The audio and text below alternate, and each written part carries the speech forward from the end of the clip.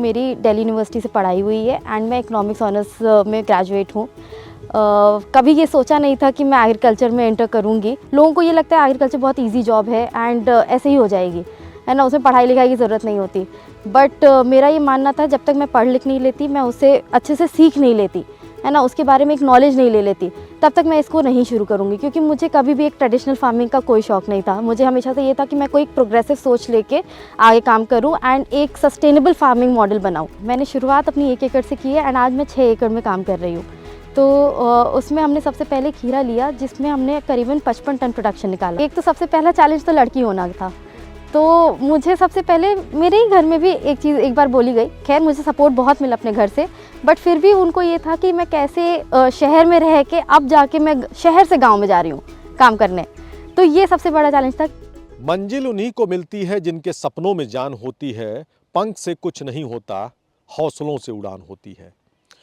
इसी बात को बिल्कुल सच साबित कर दिखाया है अनुष्का जायसवाल ने। हमारे साथ में जो एक खड़ी युवा है, मात्र 22 साल की एक युवा है और इन्होंने एक ऐसा स्टार्टअप खड़ा किया है और इतनी कम उम्र में एक स्टार्टअप को सक्सेस कर लेना भी एक बहुत बड़ी बात होती है। दिल्ली यूनिवर्सिटी से पढ़ाई करने के बाद में जब ये इस फील्ड में उतरी तो इन्हें परिवार से लेकर समाज का भी एक वो चेहरा सामने आने लगा कि एक अकेली लड़की क्या कर दिखाएगी। लेकिन इन्होंने इस चैलेंज को भी एक्सेप्ट किया और आज जो ये पूरा फार्म दिख रहा है करीब 3.5 एकड़ का है। इसके अलावा भी एक पॉली हाउस का 3 एकड़ का पॉली हाउस है, उसको भी ये संचालित कर रही हैं। और आज इनकी जो ये सब्जियां हैं, इनकी जो शिमला मिर्च है, ये लुलू से लेकर और दूसरे बड़े ग्रुप्स में जा रही हैं। और हर साल, पहले साल से लेकर ये तीसरा साल है और हर साल एक अच्छा मुनाफा है। और इस पूरे सक्सेस मॉडल को इन्होंने एक लोगों की एक न सिर्फ बोलती बंद कर दी है, बल्कि अपने लिए एक ऐसा बेंचमार्क बना दिया है कि लोग अब इनको फॉलो करने लगे हैं। नमस्ते, मेरा नाम अनुष्का जायसवाल है और मैं लखनऊ यूपी से हूँ। मैं एक एग्रीप्रेन्योर हूँ एंड मैं ये काम करीबन 3 साल से कर रही हूँ। सो बेसिकली मेरी जो कॉलेज की लाइफ रही है वो मेरी दिल्ली यूनिवर्सिटी से पढ़ाई हुई है एंड मैं इकोनॉमिक्स ऑनर्स में ग्रेजुएट हूँ। कभी ये सोचा नहीं था कि मैं एग्रीकल्चर में एंटर करूँगी।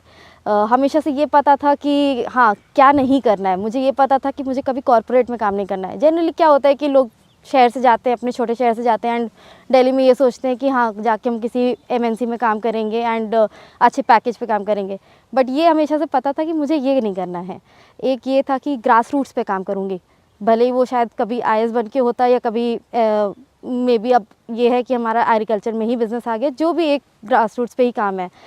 सो ये हमने शुरुआत की थी करीबन 2021 में। तो तब मैं 22 साल की थी एंड मैंने इसमें सबसे पहले एक ट्रेनिंग ली, क्योंकि मुझे ये लगता था कि पढ़ लिख के ही अगर हम एग्रीकल्चर में एंटर करें वही सही है। हमें हमेशा से लोगों को ये लगता है एग्रीकल्चर बहुत इजी जॉब है एंड ऐसे ही हो जाएगी, है ना, उसमें पढ़ाई लिखाई की ज़रूरत नहीं होती। बट मेरा ये मानना था जब तक मैं पढ़ लिख नहीं लेती, मैं उसे अच्छे से सीख नहीं लेती, है ना, उसके बारे में एक नॉलेज नहीं ले लेती, तब तक मैं इसको नहीं शुरू करूँगी। क्योंकि मुझे कभी भी एक ट्रेडिशनल फार्मिंग का कोई शौक़ नहीं था। मुझे हमेशा से ये था कि मैं कोई एक प्रोग्रेसिव सोच लेके आगे काम करूँ एंड एक सस्टेनेबल फार्मिंग मॉडल बनाऊँ, ना कि हम जैसे ट्रेडिशनली अपना धान गेहूँ करते हैं एंड उसमें फ्लड इरिगेशन की तरह हम पानी डालते हैं। ये मुझे कभी नहीं करना था। मेरा एक सोच था कि एक सस्टेनेबल मॉडल बनाऊँगी, एक पानी को हम सेव करते हुए काम करेंगे। हम कभी भी ये नहीं होगा कि हम फ्लड इरिगेशन में भी लेबर को लगा रहे हैं एंड वो काम कर रहे हैं। तो इससे उसके बाद फिर मैंने इसमें IHT institute of horticulture technology Noida, greater Noida में ये इंस्टीट्यूट है, वहाँ से मैंने इसकी एक 3 महीने की ट्रेनिंग ली, जो कि प्रोटेक्टेड कल्टिवेशन और मॉडर्न एग्रीकल्चर पे बेस्ड थी पूरी। तो उसमें सस्टेनेबली हम कैसे एक छोटे से एकड़ में भी 1 एकड़ में भी कैसे हम मैक्सिमम प्रॉफिट निकाल सकते हैं, मैक्सिमम प्रोडक्शन निकाल सकते हैं, वो हमारा एम था काम करने का। तो बिकॉज़ हर यहाँ पे हमारे इंडिया में बहुत हमेशा बड़े फार्मर्स नहीं होंगे, आपको बहुत सारे छोटे फार्मर्स मिलेंगे एंड उनका मेन प्रॉब्लम ही यही है कि हमारे पास एरिया नहीं है तो हम अपनी इनकम कैसे बढ़ाएं। बट हमारा एम ये हो गया था कि हम एक छोटे से एरिया में भी, है ना, चाहे वो आधा एकड़ ही क्यों ना हो, उसमें भी हम एक अच्छा मुनाफा कमा पाएँ। तो ये हमारा एम था। फिर इसके बाद मैंने मशरूम्स में भी ट्रेनिंग की। वो मैं गई सोलन, उसमें मैंने 3 महीना मशरूम्स में काम किया एंड उसमें सिर्फ बटन मशरूम नहीं, मैंने ऑयस्टर, गैनोडर्मा, ऑर्कुलेरिया एंड हमने हर एक मतलब मशरूम पे काम किया है। तो फिर 2021 में मैंने अपनी फ़ाइल डाली पॉली हाउस की, है ना। वो 1 एकड़ से मैंने शुरू किया। मैंने शुरुआत अपनी 1 एकड़ से की है एंड आज मैं 6 एकड़ में काम कर रही हूँ। तो उसमें हमने सबसे पहले खीरा लिया, जिसमें हमने करीबन 55 टन प्रोडक्शन निकाला 1 एकड़ से। लोग ट्रेडिशनली जब करते हैं तो वो लोग निकालते हैं 8 से 10 टन मैक्सिमम, ये हमारा प्रोडक्शन रहता है लोगों का। बट वही हमने उसको प्रोडक्शन मैक्सिमाइज़ करने के लिए हमने 5 गुना उसकी प्रोडक्शन बढ़ा दी एंड अपने अच्छे रेट्स पे बेचा, क्योंकि उसकी क्वालिटी बहुत ही अच्छी आई। हमारे इंग्लिश क्यूकम्बर्स, सीडलेस क्यूकम्बर्स निकलते थे एंड वो एक एक्जॉटिक वेजिटेबल हो जाता है हमारे लिए।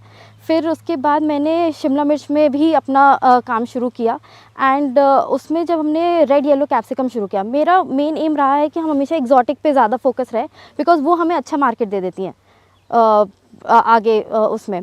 तो फिर जब हमने शिमला मिर्च में काम किया तो हमारा फार्म ऐसा फार्म है जहां हम नॉर्थ इंडिया में सबसे ज़्यादा प्रोडक्शन निकाल रहे हैं। हम जो लोग ट्रेडिशनली जो अपना पॉली हाउसेस में भी करते हैं, वो लोग 15 से 20 टन अच्छा प्रोडक्शन निकालते हैं, वो अच्छा प्रोडक्शन माना जाता है यहाँ पे। बट हमने वही प्रोडक्शन को डबल किया एंड हमने 35 टन प्रोडक्शन निकाला है रेड येलो में भी। तो जो सिर्फ और सिर्फ बैंगलोर में आया है हमेशा से, तो बिकॉज़ वहाँ का मतलब कि मौसम बहुत ही फेवरेबल है। हमारे यहाँ मौसम के बहुत फ्लक्चुएशंस रहते हैं, यहाँ पे ह्यूमिडिटी भी बहुत हाई रहती है, टेम्परेचर्स भी बहुत हाई रहते हैं, टेम्परेचर्स लो भी बहुत रहते हैं विंटर्स में। बट उसको हम टैकल करते हैं अपने पॉली हाउस, अपने प्रोटेक्टेड कल्टिवेशन के थ्रू। फिर हमने ये ओपन में भी अपना शुरू किया है फार्मिंग एंड ये भी हम एक लो टनल के उससे भी काम कर रहे हैं। हमने एक्जॉटिक में काफ़ी चीज़ें लगाई हुई हैं, जैसे रेड कैबेज हो गया, लेट्यूस हो गया एंड फिर हमारा चाइनीज़ कैबेज हो गया, ये सब आप अपनी देख सकते हैं। ब्रोकली हो गई, हमने पॉक चॉय भी लगाया हुआ था। फिर इसके बाद हमने जुकीनीज़ लगाई हुई है, रेड, येलो, ग्रीन, ये सब लगाया हुआ है एंड ग्रीन कैप्सिकम भी लगाया हुआ है। सो ग्रीन कैप्सिकम हम हमेशा टनल में करते हैं because of very low temperatures in winters, तो हम लोग उसको टनल में कर देते हैं। जैसे आप देख सकते हैं ये हमारा पूरा फार्म है एंड यहाँ पे पूरा हमारा लो टनल ही लगा हुआ है इस टाइम। एंड ये पीक विंटर्स में क्रॉप को बिल्कुल ख़त्म होने से बचा लेता है, तो ये काफ़ी हेल्पफुल रहा है हमारे लिए एंड इससे हमारी प्रोडक्शन चलती रही। अभी रेट्स अच्छे हैं एंड हमारी प्रोडक्शन अभी कंटिन्यूड रही। अगर हम ये नहीं करते तो हमारी प्रोडक्शन शायद नहीं आती उतनी अच्छी। एंड फिर हमने इधर लेट्यूस भी लगाया हुआ है, ये हमारा लेट्यूस लगा हुआ है, इधर ब्रोकली लगी हुई है, चाइनीज़ कैबेज लगा हुआ है।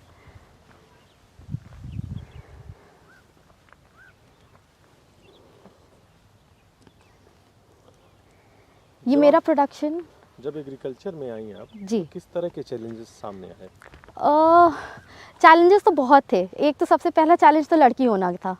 तो मुझे सबसे पहले मेरे ही घर में भी एक चीज़ एक बार बोली गई, खैर मुझे सपोर्ट बहुत मिला अपने घर से, बट फिर भी उनको ये था कि मैं कैसे शहर में रह के अब जाके मैं शहर से गांव में जा रही हूँ काम करने।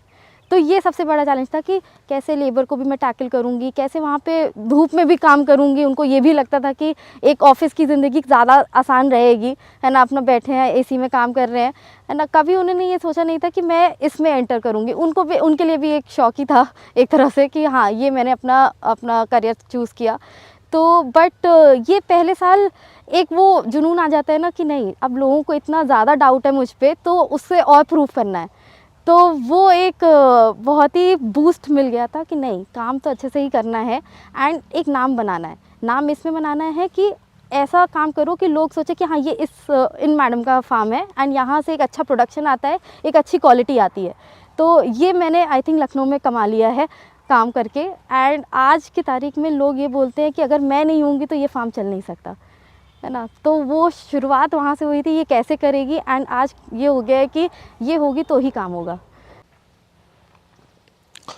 अनुष्का जी, कभी ऐसा महसूस नहीं हुआ कि एक सुदूर इलाके में, ग्रामीण इलाका है, चारों तरफ जंगल है और जंगल के बीच में आप इस तरह से फार्मिंग कर रही हैं, एक अकेली लड़की, कभी डर नहीं लगा आपको? नहीं, मुझे कभी डर नहीं लगा यहाँ पे। मैं जब पहली बार आई थी तो मुझे ये समझ में आ गया था कि हाँ, मैं यहीं काम करना चाहती हूँ अब, है ना? तो वो शहर की लाइफ छोड़ के मुझे ये पता था कि मेरे दिन के यहाँ पे 9 से 10 घंटे बीतने हैं, है ना? एंड वो सबसे सुकून के दिन है मेरे दिन के, मतलब टाइम है मेरा।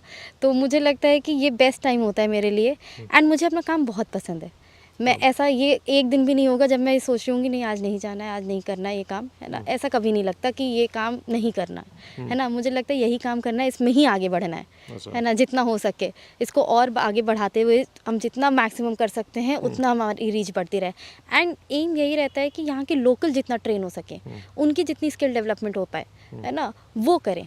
यहाँ के हमारे जो मैनेजर भी हैं वो भी बिना पढ़े लिखे हैं, है ना? तो ऐसा नहीं कि हमारे यहाँ बहुत ट्रेन स्टाफ आता है एंड वैसे हो रहा है, नहीं। यहाँ के लोकली अगर ट्रेन हो जाएंगे तो उन्हीं की इनकम बढ़ती जाएगी, है ना? वो जितना स्किल डेवलपमेंट अपना करेंगे उतना ही उनके लिए आगे ज़्यादा उनकी इनकम बढ़ेगी एंड उतना ही उनको सपोर्ट रहेगा यहाँ पे।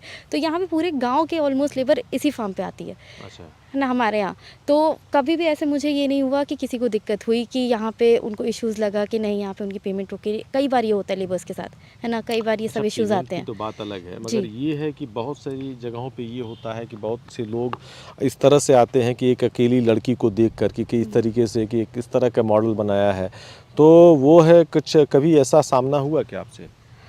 नहीं, अगर मैं लोकल से बोलूँ, लोकल्स में तो मुझे लगता है बहुत प्यार मिला है हमेशा से, है ना? ऐसा कभी नहीं हुआ कि उन्होंने मुझे परेशान किया हो या कुछ करा हो, बल्कि हमेशा सपोर्ट ज़्यादा मिला लोगों से मुझे, है ना? नहीं ऐसा भी है क्या कि एक योगी जी ने जो एक माहौल बनाया हुआ है कि नहीं अब पूरी तरीके से करप्शन फ्री या पूरी तरीके से इस तरह से कि जो कानून का राज्य है। बिल्कुल बिल्कुल, ये तो मैं खुद भी मानती हूँ कि एक लखनऊ तब था जब मैं स्कूल में थी एंड उस time of course government different थी, बट उस टाइम सेफ नहीं लगता था। अब लखनऊ में या फिर आसपास में निकलना ही उतना ही महफूज लगता है ना? ये इशू कभी नहीं मुझे लगता कि मैं रात में 10 बजे भी नहीं निकल सकती अब, है ना? तो मुझे लगता है कि ये मैं यहाँ से लेट भी जाऊंगी तब भी मैं सेफ हूँ अभी। तो ये विश्वास है, ये विश्वास आ गया है, ये तो विश्वास डेफिनेटली आ गया है कि सेफ्टी के मामले में औरतों की यहाँ पे कोई दिक्कत नहीं आ सकती अब। अच्छा, दूसरी चीज़ ये भी बताइए कि जिस तरीके से मैं देख रहा हूँ थोड़ा सा कि ये जो आपके जो वेजिटेबल हैं, इनके पौधे हैं, ये बहुत ही फ्रेश, बहुत ही जैसे लगता है नहीं कि कुछ बोल रहे हों। तो क्या है ये, मतलब एक इनके पीछे का क्या राज है आपका? इनके पीछे का राज इनकी केयर पे है ना? हम इनके केयर पे ज़्यादा ध्यान देते हैं। हमने इसमें कोई भी ट्रेडिशनल तरीके से काम नहीं किया। हमने इसमें अंदर पाइपलाइन डाली हुई है ना? एंड हर एक पौधे के पास एक एक छेद है उसमें, है ना? जिससे पानी और खाद मिलता है उनको, है ना? उसकी वजह से ये जो हमारी जितनी अच्छी वेजिटेटिव ग्रोथ होगी उतना ही अच्छा हमारा फल आएगा। ये अगर हमारा प्लांट नहीं अच्छा ग्रो करेगा तो उतना हमारा फल नहीं लगेगा। तो ये चीज़ है एंड ये एक सीक्रेट है। मैं हमेशा थोड़ा सा अपने इनसे बातें भी करती रहती हूँ। ये है पर फैक्ट है कि मैं थोड़ा बोलती रहती हूँ कि प्लीज़ अच्छे से रहना एंड फल लगते रहना अच्छे से एंड हेल्दी रहना। तो जितना कम लग सके हमारी मेहनत उसमें, जितना ये हेल्दी रहेंगे उतनी हमारी दिक्कतें कम रहेंगी आगे। नहीं, इंसान तो बात को समझ जाता है, पशु भी समझ जाते हैं, तो क्या पौधे भी समझते हैं? बिल्कुल बिल्कुल, पौधे भी समझते हैं। In fact there is a research paper कि प्लांट एक सर्टेन फ्रीक्वेंसी सुनते हैं एंड वो रिस्पॉन्ड करते हैं उस फ्रीक्वेंसी पे। तो प्लांट्स एक लिविंग बींग्स ही हैं हमारे, है ना? जैसे इंसान होते हैं वैसे ये भी जीवित वो भी होते हैं हमारे प्लांट्स भी। तो आप उनसे बात करेंगे, एक फ़र्क आपको ज़रूर महसूस करेगा। आप हमेशा इसको अगर आप दिल से काम करेंगे ना तो हमेशा आपको रिजल्ट मिलेगा, है ना? खेती आपको कभी भी, आपकी मिट्टी है वो कभी आपको नुकसान नहीं देगी, है ना? कम ज़्यादा हो सकता है, धरती को माँ के रूप में, धरती माँ है एंड वो है फॉर अ फैक्ट कि अगर उससे अच्छे से रहेंगे, उसको पूरा केयर करेंगे तो आपको वो देगी भी वापस लौटा के, है ना? कभी आपसे लेगी नहीं वो, है ना? तो ये मैं मानती हूँ एंड ये मेरा रूल है कि मैं हमेशा साल में 2 महीना अपनी लैंड को पूरा खाली छोड़ के उसमें सिर्फ और सिर्फ गोबर की खाद और ये सब चीज़ें डालती हूँ एंड उसको रेस्ट देती हूँ। मतलब आप हेल्थ पे भी ध्यान देते हैं? बिल्कुल, सॉइल की हेल्थ बहुत ज़रूरी है। हम उसी से ले रहे हैं, हम उसी से खा रहे हैं, तो हमें उसको भी देना है ना? हम उससे सिर्फ ले नहीं सकते कि आगे जाके हम अपनी लैंड को एकदम ख़राब कर दें। एंड जैसे आजकल के वो कंसर्न आ गया है कि हमारी लैंड आगे जाके शायद उतनी हेल्दी नहीं रहेगी। तो अगर हम अभी से इसको ध्यान देंगे ये हमें इशू आएगा ही नहीं, हम इसमें उतना ही जीवित हमारा खाद और पानी डालते रहेंगे और उसको रेस्ट देंगे, उससे लेना 2 महीने के लिए भी कम कर देंगे साल में, है ना। ये नहीं सोचेंगे कि हमें उस टाइम कमाना है उससे, तो हम उससे आगे 15-20 साल तक लेते रहेंगे, कोई इशू नहीं आएगा आपको। तो एंड उस टाइम हम अपनी सॉइल को सोलराइज भी करते हैं, वो हम सन की एनर्जी से करते हैं, है ना। तो वो एक प्रोसेस होता है जिससे हम उसमें जो हार्मफुल मतलब कि फंगस होती है या हमारी बैक्टीरिया होते हैं, वो उससे हम ट्रीट करते हैं उसको, सॉइल को। तो उसमें हम पूरे शीट से कवर करके उसके टेम्परेचर बढ़ाते हैं एंड वो सोलर की एनर्जी से ही होता है। तो it is all an organic process, इसमें हम कोई भी केमिकल नहीं डालते उस वक्त, है ना। तो वो हम एक अच्छा मुझे लगता है कि एक प्रैक्टिस है जो और लोग को भी करनी चाहिए हमेशा से।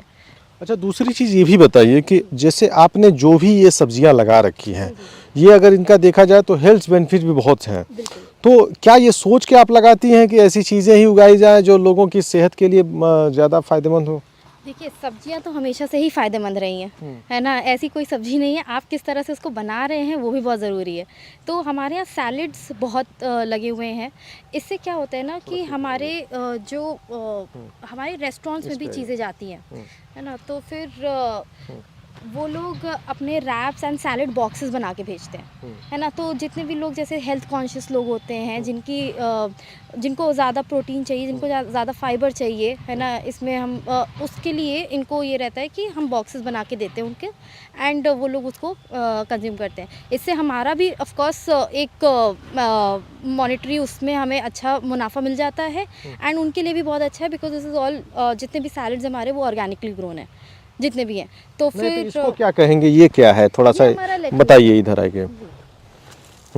ये क्या है? ये हमारा कर्ली लेट्यूस है हम्म। है ना। तो इससे हमें जो आप ये मानते होंगे, ये जितने भी जिम वाले लोग होते हैं, हेल्थ कॉन्शियस लोग होते हैं, तो उनको सैलड्स खाना बड़ा पसंद है। इसमें हम लेट्यूस हो गया, फिर हमने एक आगे आइसबर्ग लेट्यूस भी लगाया है ना। तो वो हमारा मेनली जाता है मैकडोनल्ड्स एंड ऑल में। तो वो लोग बहुत प्रेफर करते हैं आइसबर्ग लेट्यूस, है ना। इसका आइसबर्ग। टेस्ट बहुत मीठा होता है, अच्छा, अच्छा। है ना। फिर हमारा रेड कैबेज भी लगा हुआ था, पीछे भी लगा है एंड उधर भी लगा हुआ है।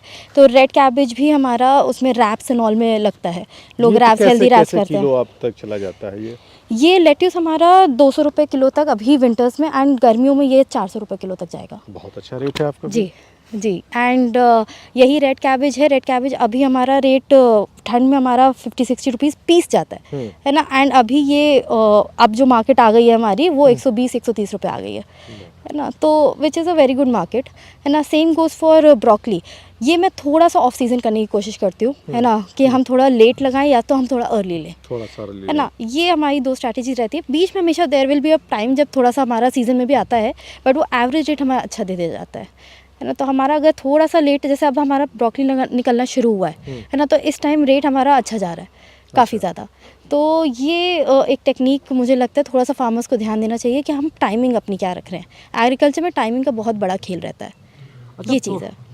प्रॉफिट मॉडल का बताइए कि जब आपने शुरू किया तो 3 साल अगर हो गए आपको, जी। और इस 3 साल में किस तरह का मॉडल है, किस तरह का प्रॉफिट हुआ आपको? प्रॉफिट मेरे अलग अलग एरिया से रहे हैं। तो मेरा एक मॉडल रहा है कि हम कितना एक छोटे एरिया में कितना मैक्सिमम कमा सकते हैं, है ना। तो ऑफ कोर्स हम 10-15 एकड़ करेंगे तो हम कमा तो अच्छे ही रहे, बट 1 एकड़ से, जैसे मेरे 6 एकड़ हो गया अब इस टाइम, है ना, बट 1 एकड़ से मेरा एक एवरेज रहता है कि हम 15 से 20 लाख रुपए कमा सकें, है ना। ये हमारा एवरेज रहे कम से कम 1 एकड़ में, है ना। तो हमारा सैलड्स अलग रेट भी देता है, शिमला मिर्च अलग रेट्स देते हैं, है ना। तो हमारा अच्छा मुनाफा आ जाता है उससे काफ़ी ज़्यादा। मतलब तो एक एक turnover- एवरेज मैं बोलूँ कि टर्नओवर करीबन 70-80 लाख का हो जाता है हमारा। हो जा रहा है। हाँ हाँ, टर्नओवर 6 एकड़ में। तो ये तो काफ़ी अच्छा है, जी। काफ़ी अच्छा। अब क्या है, जो आपने एक मॉडल बना लिया, एक सक्सेस मॉडल ये आपका क्रिएट हो गया, तो इस मॉडल को देख के घर वाले अब क्या कहते हैं? घर वाले ये बोलते हैं कि अब और काम कितना बढ़ाना है। लोग हाँ। बोलते हैं कि हाँ, अब सपोर्ट करते हैं। अब सपोर्ट कर रहे हैं। अब मेरा नेक्स्ट भी मैं अपना प्रोजेक्ट लगाने जा रही हूँ और ज़्यादा बढ़ाने जा रही हूँ, and that is only for कि हमें यहाँ पे इश्यूज़ यूपी में आते हैं फॉर नर्सरी, है ना। तो हमारे जो बेसिकली प्लांट की नर्सरीज होती हैं, खासकर हॉर्टिकल्चर में जो हमारी वेजिटेबल की नर्सरीज होती हैं, है ना, तो वो हमें करनाल तक जाना पड़ता है अच्छी नर्सरी के लिए। तो अब मेरा यही एक एम है कि मेरा नेक्स्ट जो रहेगा वो हम थोड़ा नर्सरी बिजनेस पे भी फोकस करेंगे एंड उसमें आगे बढ़ें अब। तो ये हम अब जल्द ही शुरू करने वाले हैं काम। तो ये थी अनुष्का जायसवाल। बहुत छोटी सी उम्र है, लेकिन इनकी उम्र पर मत जाइए और न इनकी सूरत पे जाइए। जब इन्हें दिल्ली बुलाया गया गणतंत्र दिवस की परेड में एक फार्मर के तौर पर, तो लोगों को यकीन तक नहीं हुआ कि ये फार्मर भी हैं। और फिर इन्होंने यकीन दिलाया कि नहीं, मैं फार्मर हूँ और आप जैसे ही फार्मर हूँ। तो वहाँ देश के चूँकि फार्मर इकट्ठा थे, लेकिन इनके हौसले इतने बड़े हैं और इनकी सोच इतनी प्रोग्रेसिव है कि आज अपनी सोच के बल पे इन्होंने एक ख़ास मुकाम बनाया है। और ये चाहती हैं कि हम अपनी ज़मीन से प्यार करें, अपने प्रोफेशन से प्यार करें, अपने पौधों से प्यार करें और यहाँ तक कि अपने साथ काम करने वाले लोगों से भी प्यार करें। तो ये सबका ख्याल रखती हैं और इसीलिए इन्होंने एक ऐसा मॉडल बना पाया। ये जो ज़मीन है ये इन्होंने बिल्कुल लीज़ पे लिया हुआ है, इनकी कोई अपनी ज़मीन नहीं है। और यहाँ पर अपने घर से 40 किलोमीटर दूर यहाँ पर एक इन्होंने एक मॉडल बनाया, अपना फार्म हाउस बनाया और यहाँ पर एक प्रॉफिट का मॉडल बनाया है। और आज करीब 90 लाख रुपए इनका टर्नओवर है, अच्छी खासी आमदनी है। और ये जो भी सब्जियां या जो भी तरह की खेती करती हैं वो सब एक साइंटिफिक अप्रोच के साथ में करती हैं। मतलब पानी है तो उसमें सिंचाई करना है तो फ्लड इरिगेशन नहीं करना है, हमें ड्रिप इरिगेशन करना है। और फिर उसके बाद में ये देख सकते हैं कि किस तरीके से ये लो टनल बनाया हुआ है। और इसलिए बनाया है कि कैप्सिकम है, इसको हम जो बहुत ठंडी है उससे हम कैसे बचा सके। तो इसको इन्होंने बचाया और बचाने के बाद में अब इनसे भरपूर उत्पादन भी ले रही हैं। तो ये है इनका मॉडल और इस तरीके से मॉडल को अब इनको देश के दूसरे किसान भी फॉलो कर रहे हैं। धर्मेंद्र सिंह, किसान तक, लखनऊ। अगर ये वीडियो आपको पसंद आया है तो इसे लाइक ज़रूर करें। अगर चैनल अभी तक सब्सक्राइब नहीं किया है तो कर लें और नोटिफिकेशन पाने के लिए बेल आइकन भी दबा दें।